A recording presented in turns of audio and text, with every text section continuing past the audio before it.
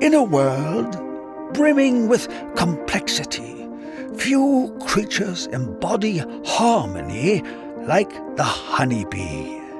With tireless precision, she dances from bloom to bloom, each motion guided by millennia upon millennia of instinct, each act in service to the whole.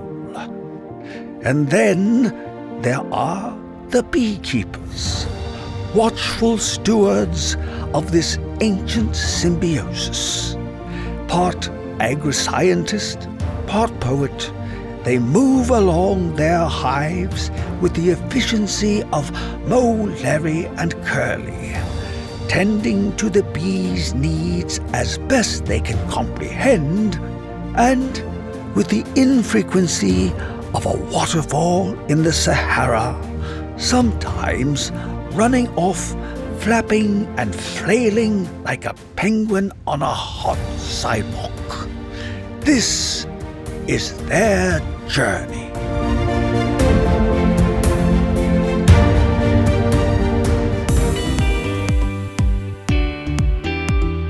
Welcome to Bee Love Beekeeping, presented by our great friends over at Man Lake. I think you're going to love the show today, as we'll have a conversation with Chuck Kutik. He's a 50-year commercial beekeeper in New York. We discuss everything from how to make money in beekeeping, to flowers that are poisonous for bees, to bears, addiction, and a wild and crazy story that involves lightning. You know what? Today I'm in the mood to cut the fluff. Let's just get right into it. Here's Chuck. This is going to be so fun today. We have Chuck Kutik with us, coming to us from New York. How are you, Chuck? I'm great, Eric, and thanks for inviting me to do this. It sounds like it's going to be fun. Well, I hope so.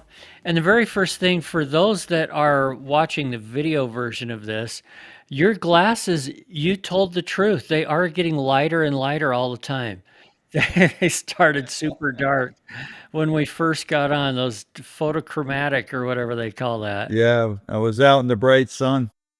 What were you doing this morning? Oh, this morning, we filled a tote, brought it up to where we pack honey and they're doing some raw honey up there, so we're pumping it over into our tanks and going to do some raw honey up there today. So, and that's about it for this morning. So you've been a beekeeper for nearly 50 years. Congratulations. Yeah, it makes me old now. Means you're not allergic to bees yet. And anyway, but there's so many fun things about your business that I think we can all learn from. There's lots of beekeepers out there that don't know how to make money at it. Some of us that just do it for fun, but some that want to start making some money. So part of what we're going to talk about is the business side of things. But I want to jump right in with, Chuck, what do you love about bees? Because you mentioned a minute ago before we were recording just how much you love honeybees and beekeeping. What is it about it? Oh, I don't think there's anything more fascinating than a beehive. One day the bees can be light on the verge of starvation, and 2 days later they can have a super almost filled with honey. It's just amazing what they can do. I mean, to me, when I look in a beehive, and I don't believe in evolution, I believe in creation. And I look in a beehive and I just see God's creation right there in front of me. Just amazing what goes on in there. I'm involved in God's creation every day, out in the outside with the flowers and the trees and the bees and the people that we work with. I'm just blessed to be in this industry. I think part of what to me fits in with that is the harmony between all of it. Flowers need bees, bees need flowers. We need the fruit from the trees that flower, which wouldn't happen without the bees. And hopefully we're also giving back and helping the bees out in some small way. Not that they couldn't probably do better without us, but we do try to make their life as good as we can also. So yeah, that harmony is an interesting thing. As far as all the things that you do in beekeeping, and I'm just going to rattle some of them off because with your business, you sell honey, you sell nukes and queens, you do pollination, you have a retail store, you do classes, you do all kinds of everything. Is there something that's your favorite part? This is gonna, this might sound silly, but I think one of the things I really enjoy is putting bees into blueberries in North Carolina. The farmers up there that I deal with they're like friends now over the years, and we just have a great relationship, and it's just a good time of the year. And you know, I don't do a lot of heavy work anymore, but I do enjoy getting on loaders and, you know, unloading the semi and spreading them into the blueberries. It's just, I guess that's one of my favorite things now that that I do in bees. And you know, to see what happens, you know, with the bloom, and you know, and then they have to irrigate the for frost protection, and it's just a cool business to be involved with the blueberry growers, and then to see the end result before we come north. Where usually they stop there and pick some blueberries. We're part of the business. Probably one of the most important parts of the blueberry business is the pollination side. So, yeah, that's right now. That's one of my favorite things left to do. You know, that I still do. Give me a little bit more detail on that. Like, when do you go there? How long are the hives there? How many hives do you take? We usually bring around 3,000 up, and then from South Carolina to North Carolina. We brought them in as early as first week in February, but when we first started going in there, normally they wouldn't go until the first or second week of March. But for quite a few years there, it got earlier and earlier, but now it's headed back to where it was originally. Well, you know, we're not putting bees in now till the beginning of March, which is nice. Do you do any almond pollination too? We do send some bees to almonds. Yeah. We usually send them beginning of February. Anywhere from 1 to 5 loads, depending on how our bees are looking and what we're not going to need for blueberries. So blueberries sound like the priority. It's close by. It's only 2 hours away. Almonds are a lot better for the bees than blueberries, but I don't know. I've got this. When I was a little kid, I wanted to grow blueberries, so I'm not growing blueberries, but I'm helping other guys, you know, make money at their blueberries. So it's kind of fulfilled a wish of mine in a way. Now, when you say that the almonds are better for the bees than the blueberries, explain that a little bit. Oh, the blueberries, they use so much fungicides. Mm. And we're in, you know, we're on the east coast of South Carolina, and the blueberries in North Carolina are on the east coast. And there's a bandle, you know, along the coast where yellow jasmine is prevalent. That's like a poison plant to the bees. So we deal with that every year. It's not a fun thing, but Okay, I just learned something. What is yellow jasmine and how is it poisonous to the bees? well, I admit I didn't know this. I always tell people I'm not too bright because we take bees to South Carolina, and the state flower for South Carolina is yellow jasmine. Yeah, the nectar and the pollen is poison to the bees. We've told our workers too that come in to do not eat pollen when some of them will, you know, they like to stick their hive tool and eat a little pollen, but we told them there when the yellow jasmine's blooming, don't eat any of that pollen. And a couple of them, you know, they don't believe you, and they ate some of that pollen, and they got sick. So it's not a very good plant. It's pretty to look at, but it's not good for the bees. Yeah. How do you find the transportation all the way out to California and back? Is that very hard on them? Um, no, I don't. I mean, I guess anytime you put bees on a truck, there could be problems, but usually it's cold going out. So, you know, I don't think it affects the bees too much. Probably the worst thing is getting stuck in the bug stations. You know, if you're in there for any length of time, it can, you know, you can lose some frames of bees. But normally, I think as long as they keep moving, you know, stop at night to sleep, you know, you don't want the guys stopping in the middle of the day. But we haven't had any real issues losing bees trucking. So the problem is heat. The heat, yeah, but we run four ways. We leave a 6-inch space between the rows down through the middle of the truck, so they get plenty of air. Then they can hang out and not mingle with other hot. If guys push them tight together, then the bees are mingling and fighting. But if you keep them spread apart, we seem to be okay. Yeah, and it keeps them cooler. I had a guest on the show a while back that helped clean up, I think it was in Washington State, the bee truck that rolled over there, and they had a huge mess on their hands.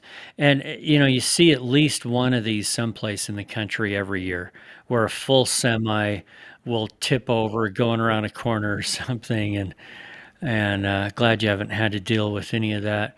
I'm looking at your website here, and speaking of different kinds of pollination and stuff, it's really cool to be reminded just how different honey can be based on what the bees are working. And so, if you wouldn't mind, if you remember what's on your website, I want to ask you about some of these specific kinds of honey because it starts with just clover honey, which everybody's used to. It's similar to what you're going to get in the grocery store. Of course, yours is better. Ours is better, yeah. That's what everybody says. Hey, ours is the best. Yours can be pretty good. Yeah, yeah. It's amazing, isn't it, that people will taste your honey and they'll say, "Oh, it's the best honey I've ever had," and then you wonder, what have you actually been eating? And there's other beekeepers around that I'm sure they probably tasted their honey or something, but for some reason they always, "Oh, your honey's the best." So, which that's a nice thing to hear, but makes you wonder what they've been eating. Exactly. I mean, they've been getting some kind of, no offense, but crap from the supermarket. Right. Yeah. Who knows how much of it is even honey? It may be adulterated with who knows what. So, Well, we don't produce all the honey that we pack, but what we produce is the clover, the wildflower, the blueberry, knotweed. I think that's about the ones that we produce. Then we buy in the others that we pack. all right, I want to hear a little bit about the flavor profile of them, if you can. Tell me about the blueberry honey compared to a regular clover or wildflower honey. Oh man, how do you describe blueberry? Well, it's on the bottom end of ELA in amber, in light amber. It's kind of right in there. Got just a real nice peculiar flavor. It's kind of a little stronger, a little fruitier. Not just an interesting flavor. It's hard to describe. All right, well, I'm going to ask you to keep trying. How about sunflower honey? How does it compare? Ah, oh man, I don't know. I need to get the honey sommelier back on here. I don't really eat much sunflower, so I couldn't really tell you. We just pack it because some people like it. I know it granulates a little quicker than other honey, so it's if you're gonna cream honey, some guys say that's one of the better honeys to cream. All right, do you have a favorite? And this is like picking a favorite child. Yeah, I do. I think, well, one of my favorites is Tupelo. I notice you don't have that on your website, so that means Chuck's eating it all himself. We probably ought to go to the bank and take a loan and buy a couple barrels, but we used to produce a little bit in South Carolina, Tupelo. There's a section where there's the Tupelo trees. Are you a beekeeper who loves sharing tips, asking questions, and showing off your latest honey haul? Then join the Hive, introducing the Man Lake Beekeeping Community on Facebook, your new go-to for everything honeybees. Whether you're struggling with mites, trying a new winterization method, or just need to know what that weird thing on your frame is, our group is a supportive, spam-free zone for beginners and pros alike. Stop scrolling through endless forums and connect directly with beekeepers and the professionals at Man Lake in one buzzing place. We'll put a link to it down in the show notes. Just click over and join up. We make a little each year, but it's mixed in with everything. And once in a while in the Burcombe, you can detect that there's Tupelo coming in. And one of my other favorites is sourwood. Yeah, I really like sourwood honey. And then my friend in Oregon makes a little bit of fireweed honey. And that's really good too. So there's, I guess Tupelo would be my favorite, but there's a lot there that would be just as good as. I wish I could say it was a New York honey.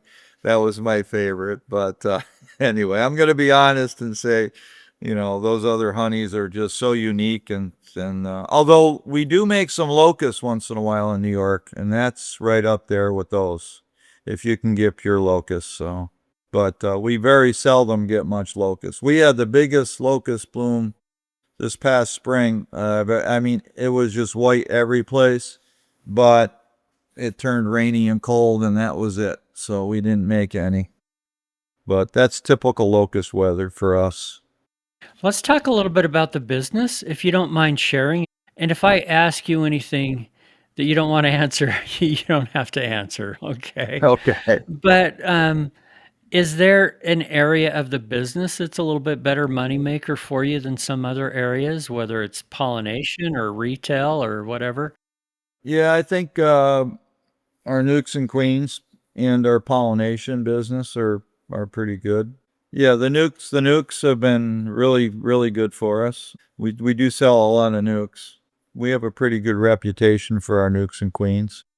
On another topic here, as you know, the mortality rate for a lot of commercial beekeepers was really horrific this last winter. How did you guys come through? We had some issues, not so much losing the hives, but the populations dropped. And I have to differentiate between our pollination bees and our nukes and queens bees. Years ago, we made the decision that the nukes were going to be just nukes. So our whole nuke operation, other than our support hives, are all in 5-frame nuke boxes year round. So right now we're shipping stuff back to South Carolina, and all the nukes are in a 2-story nuke box. So it's a 2 5-frame nuke boxes. So it's a double 5-frame nuke box, which equivalent of a single. So, and that's how we ship them back down. So, and I think we're shipping around 8,000 down for the winter. And then we'll winter those over in doubles. But they're all on brand new comb. So every year we draw, tens of thousands of frames of foundation, so that when we sell nukes, the majority of the frames in the nukes that we sell is less than a year old. So it's primo. Comb that hasn't accumulated pesticides and things. Yeah. And in New York, where we keep our nuke, is not a lot of production agriculture as other places. So it's fairly clean for pesticides. And there's no other big commercial guys where we keep our nukes. It's just hobbyists, maybe a couple little sideliners. So, when we do mate our queens, they're mating, majority of the queens that we sell are mated with our drones. So we kind of keep our drone pool just for us. And what would you say is the strength of your nukes versus others? Oh, you better get when you transfer them, you better almost put the second deep on right away, because a lot of times when they get our nukes, there's 4 sheets of brood, and 3 or more are sealed, so they're ready to go for sure. They're going to build out really quickly. Yeah. Okay. So of your pollinator hives, do you have an idea of your mortality rate on those this last winter? Like I said, we probably lost 30% of our bees last year, and that's summer losses. Yeah, but that's a lot better than a lot of people. Yeah. But we did have a lot, and we didn't send many. We only sent one load to California. We were planning on sending, you plan on things, and a lot of times it's just a wish. But we thought, we're going to send 5 to 7 loads because our bees look so good in the fall. But there again, all of a sudden, when we got back down South Carolina in January, our clusters had shrunk down to 3, 4, 5, 6 frames of bees where they were full boxes before. So, but our nuke bees didn't shrink, but they're all on that brand new comb, and they have brand new queen every year. Where our pollination bees were just, we're just running average bees, and A lot of queens are 2 years old, and the combs are getting, we probably need to start pulling frames out and replacing with some foundation. But, that's easier said than done, I guess. Well, that's a job, both for your employees and for the bees. Yeah. A lot of guys, and then we did it too when we first started selling nukes. We'd go into our production colonies and you'd pull out, 3 combs out of each hive to make up your nukes or more. Then you put foundation in. So you're constantly replacing your frames in your operation. When we went and decided to do nukes or nukes and pollination bees or pollination bees, and we don't sell any frames out of the pollination bees, I'm sure we need to start pulling, and we've made plans this spring to start pulling at least 2 frames out of every hive And replace it. and replace them. Yeah. So we didn't see the big drop in bees in our nuke operation that we saw on the pollination side. And South Carolina was really cold. I mean, I've never seen such a cold winter as we had last winter down there. We had, I think, almost 6 inches of snow there at one point in South Carolina. That was, if we get anything, it's usually an ice storm or flurries, but they melt before they hit the ground. But last year, and the cold hung in there for a long time. Normally, when we ship bees to California in the beginning of February, there's three to four sheets with good amount of brood on them, and this year queens didn't even start to lay till February. So it was a crazy, and maple didn't even start till into February. So it was a late year. So I was kind of nervous about shipping bees out there with no brood. So we just held back, and finally we sent 1 load. But Do you overwinter any bees in New York? we did last year.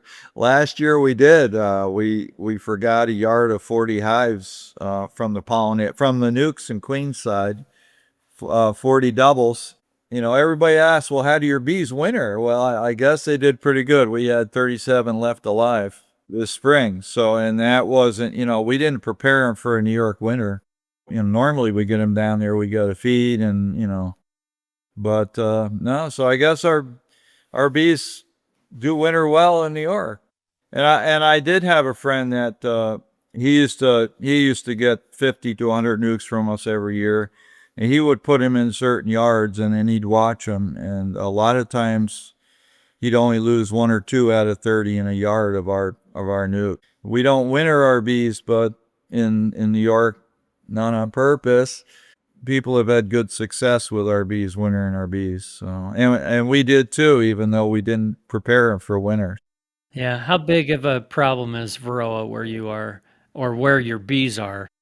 Well, I guess it's just the same everywhere, isn't it? I mean, I don't know if there's any place that's better or worse for Varroa. Do you have any secret tips for hobbyists or sideliners out there?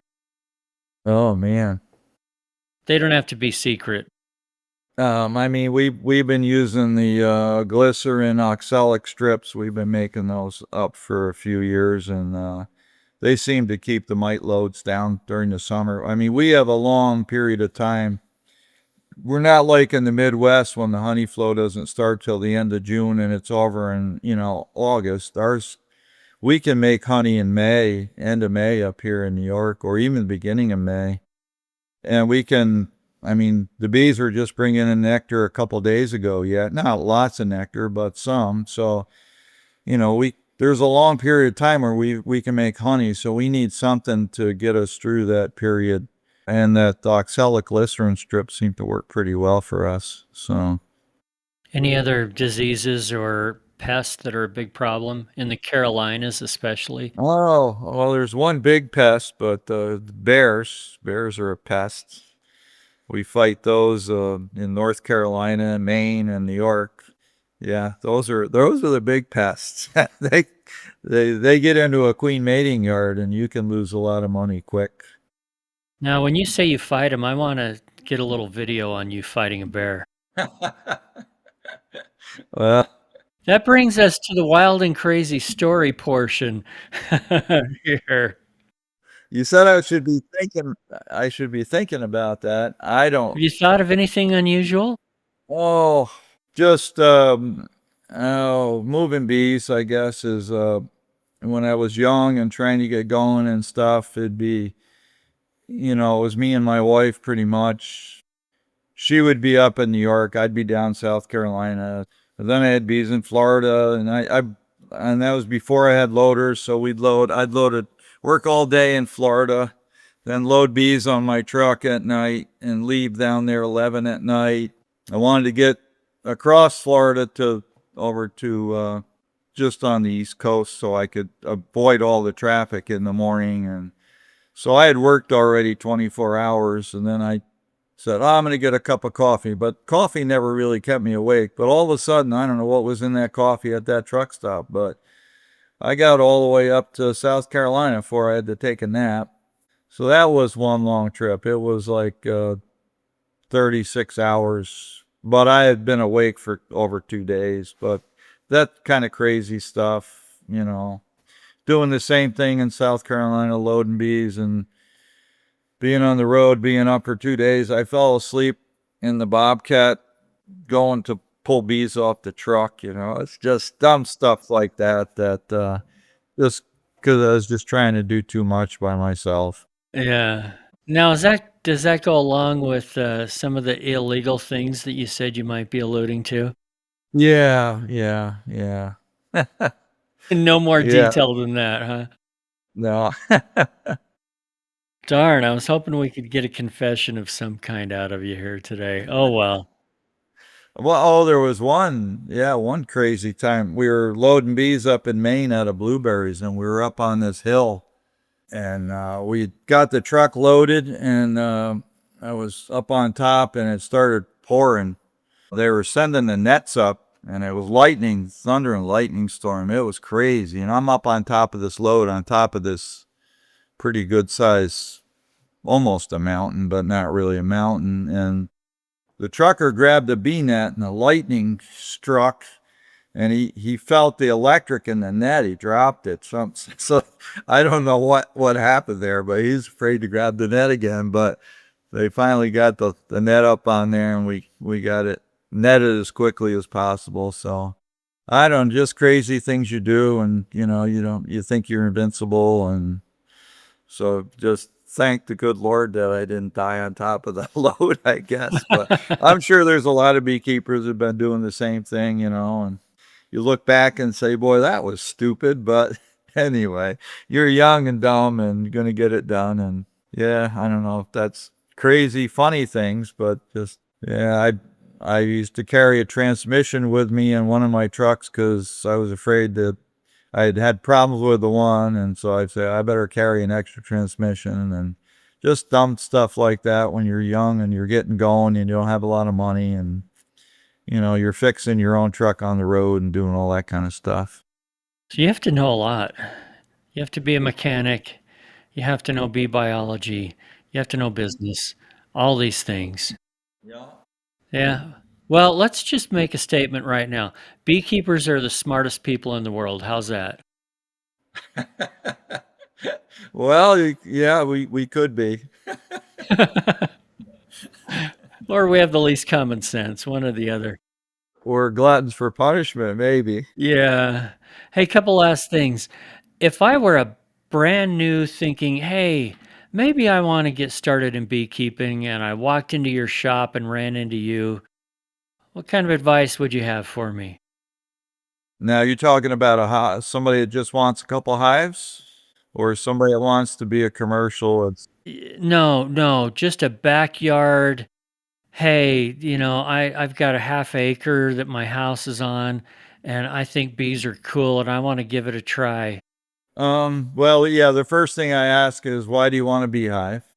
And I said, you want it just so you can get your own honey? And if they say, oh, yeah, that's what I want, I say, well, go over to the shelf because that honey's a lot cheaper than anything you're going to produce. And then, of course, I always say, well, it's going to take you a couple of years to figure it out and maybe to get your bees to winter, but I like the answer that you said. There was, I think bees are cool. I always tell people it's beekeeping is a hobby, right? And hobbies are expensive. If you're a golfer, you know how expensive golf can be. If you're a trout fisherman, flies and everything is expensive. So you have to look at beekeeping as a hobby as, it's not going to be cheap. But if you it's like looking at fish in a bowl, right? If you like to watch fish in a bowl and you like to watch bees flying out of a hive and just to see the amazing things and everything is different and all during the year you're doing different things. That's why you should get a beehive, just to enjoy what's God's creation in that box. And that's a good reason right there. Pollinate your garden, right? Your neighbor's garden. But as far as saving money on honey, yeah, I'm with you. It's kind of like when you get chickens. You think, oh, these eggs are going to be free Yep. until you buy the chicks and you buy the coop or build the coop, and then you buy the food, which has gone way up in price the last few years. I mean, we have chickens here, and I tell people, yeah, if you're doing it just for the eggs only, just go to the store. It's cheaper and easier and everything else. But if you think chickens are fun and you want to know that the eggs are coming from, you know what they're eating and all that kind of stuff and how they've been treated, then that's a cool thing. And it's the same with bees, right? You know that you're getting pure honey, and hopefully you're not getting the poisonous kind from South Carolina. Right. But it's that yellow jasmine goes all the way around. It goes into the Gulf Coast states too, and those guys have problems with yellow jasmine also. Well, I haven't lived in those areas, so I just feel totally naive to that whole thing. Yeah, and then we decided to raise queen. We decided to be queen breeders too. So that affects that part of it too. That time of year we usually raise another 25 to 30%, 40% sometimes extra cells just to make sure we have enough to get through that point of the year.